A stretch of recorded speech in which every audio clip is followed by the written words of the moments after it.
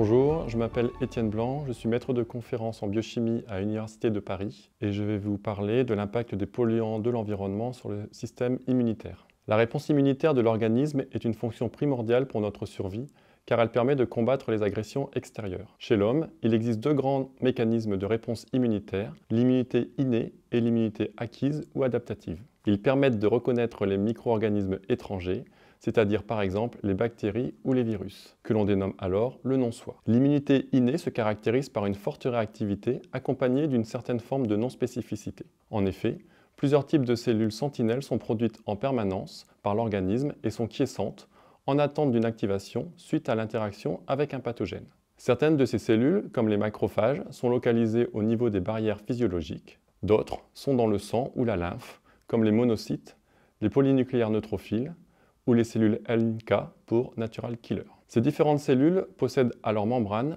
des récepteurs capables de reconnaître le type d'agresseur via des motifs antigéniques spécifiques. Il s'agit de structures qui ne sont pas produites normalement par l'organisme et qui sont alors reconnues comme du non-soi.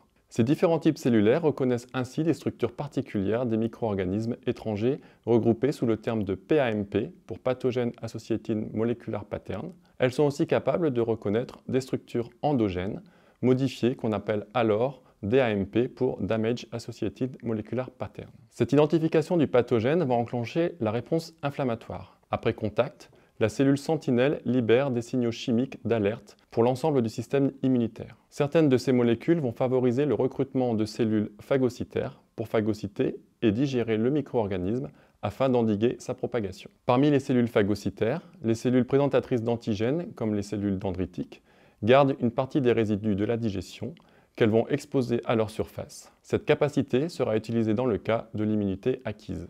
L'immunité acquise ou adaptative sert de relais ainsi à l'immunité innée. Elle se caractérise par une spécificité et une mémoire à plus ou moins long terme. Cette réponse nécessite la présence des cellules de l'immunité innée vues précédemment. Lors de la phagocytose, des cellules vont dégrader le micro-organisme en petits morceaux qu'elles vont présenter à leur surface. C'est là qu'entrent en jeu les cellules de l'immunité adaptative que sont les lymphocytes. L'organisme produit l'ensemble des répertoires des lymphocytes T et B susceptibles de reconnaître des agents infectieux, mais seule la partie nécessaire du répertoire est amplifiée. Les lymphocytes T sont produits par le thymus, les lymphocytes B sont produits par la moelle osseuse ou bone marrow en anglais. Lors de la reconnaissance d'un antigène, une partie de ces lymphocytes se divise et se différencie en cellules tueuses de l'infection. Une autre partie demeure sous forme de cellules mémoire. Lymphocyte B, mémoire, T4, mémoire, ou T8, mémoire spécifique de cet antigène. Ces cellules ont une durée de vie estimée à plusieurs décennies.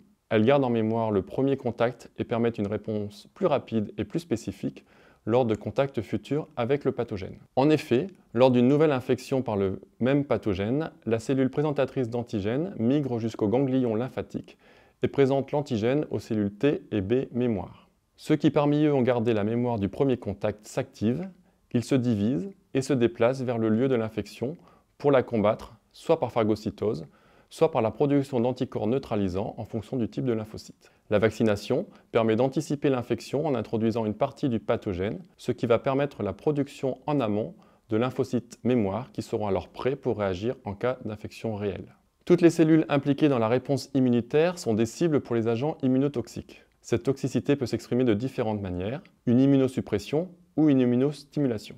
L'immunosuppression se traduit par une baisse du taux d'anticorps ou une baisse de la quantité de lymphocytes. L'immunostimulation se traduit par une hypersensibilité, par exemple des allergies ou de l'asthme, ou une auto-immunité.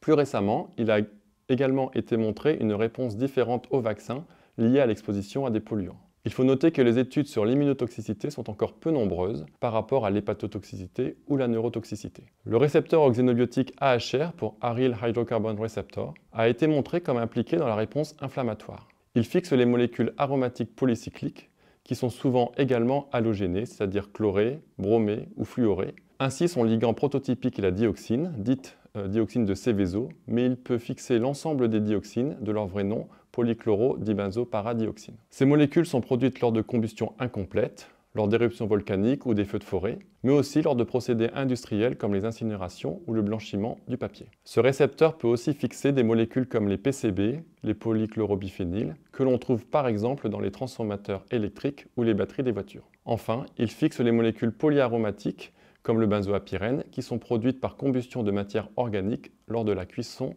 au barbecue ou quand on fume une cigarette par exemple. Ce récepteur est exprimé entre autres dans les cellules dendritiques, les macrophages, les lymphocytes B et certains lymphocytes T. L'activation du récepteur, qui agit ensuite comme facteur de transcription, va alors modifier la réponse immunitaire de ces cellules.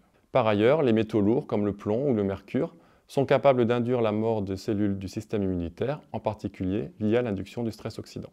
D'un autre côté, des polluants, parfois les mêmes, induisent une immunostimulation. Ainsi, le nickel ou les dérivés du platine sont des agents hypersensibilisants à l'origine de maladies atopiques comme les rhinites allergiques, l'asthme ou les dermatites. Le déclenchement d'une auto-immunité a aussi été rapporté dans le cas du plomb, du mercure, du cadmium ou de l'or. Ils induisent des pathologies proches du lupus érythémateux systémique chez les rongeurs, caractérisées par la production d'auto-anticorps. Il faut noter que des effets paradoxaux apparaissent parfois à des faibles doses. L'activation du récepteur AHR, vu précédemment, peut également être associée à une immunostimulation. Ainsi, il a été impliqué dans des pathologies qui ont un versant immunitaire, comme la polyarthrite rhumatoïde, le lupus érythémateux, la sclérose en plaques ou le diabète de type 1. Des médicaments ciblant ce récepteur sont d'ailleurs en développement. Les effets des polluants sur le système immunitaire sont de plus en plus étudiés. Ainsi, d'autres polluants de l'environnement montrent des effets immunotoxiques, bien que les mécanismes ne soient pas encore bien établis. Les micro- et nanoplastiques, issus principalement de la dégradation des objets du quotidien, provoquent une immunosuppression chez des organismes marins. Les composés perfluorés, qui ont des propriétés anti-adhésives ou imperméabilisants, sont des molécules très persistantes qui pourraient altérer la réponse vaccinale. Les particules fines, produites par exemple par les moteurs à combustion, véhiculent par adsorption des hydrocarbures aromatiques polycycliques, connus pour exacerber les maladies allergiques ou auto-immunes. Enfin, un dernier exemple, le bisphénol A, à présent interdit mais remplacé par d'autres types de bisphénol, peut augmenter la réponse inflammatoire. Ces travaux récents ont permis la définition ou la réévaluation des doses toxiques de référence par les agences réglementaires. Ainsi, l'EFSA, l'agence européenne, a proposé que la dose journalière admissible de BPA soit réduite par 100 000 pour atteindre 0,04 nanogrammes par kilo et par jour, basée sur le fait que le nombre de lymphocytes T était augmenté et pouvait conduire au développement d'une inflammation allergique du poumon. Cette réévaluation conduit au fait que la grande majorité de la population dépasse maintenant cette limite. De même, sur la base d'une perturbation de la réponse au vaccin, mesurée par le taux d'anticorps, chez des enfants, une dose hebdomadaire admissible de 4,4 nanogrammes par kilo et par semaine a été définie pour la somme de 4 composés perfluorés. Ce qu'il faut retenir, il existe deux mécanismes de réponse immunitaire, l'immunité innée et l'immunité acquise. L'immunité implique un grand nombre de cellules variées avec pour chacune une localisation et un rôle spécifique. Une perturbation à n'importe quel niveau provoque soit une immunosuppression, soit une immunostimulation. Les polluants environnementaux peuvent avoir des effets immunotoxiques. Les agences réglementaires commencent à utiliser ce critère dans l'évaluation des risques. Merci pour votre attention.